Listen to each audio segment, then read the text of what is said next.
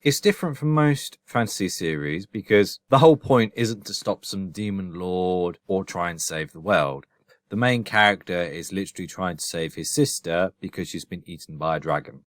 Which is also one of the problems because the goal is to save the main character's sister, but as soon as they barely escape the dungeon with their lives, he decides to go back and try and save his sister's life.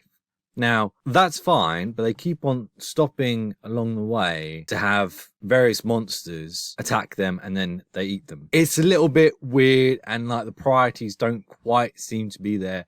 There is a bit of dialogue where they're like, oh yeah, you know, your sister's going to be fine, you know, dragons take a while to digest people because they sleep for a long time. Now, that's fine in itself, but I don't know, because the main character didn't know that when like having all these stops and stuff.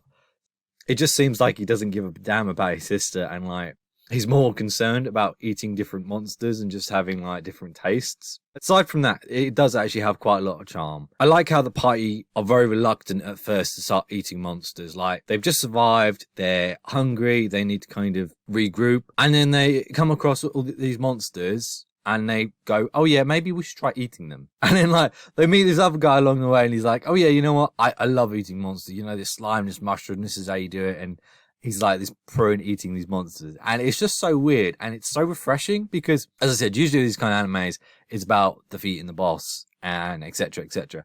And to actually have like essentially a cooking anime focused on cooking monsters, it's ridiculous. And it's fun.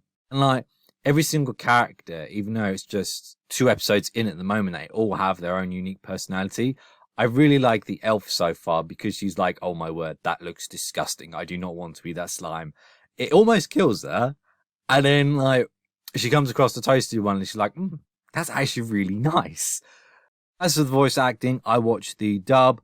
It's actually quality stuff. Like it doesn't sound like the usual actors. It's not the usual suspects. It's fresh. It's new. Their performance was really good. It matched the characters. It didn't feel outplaced at all for me.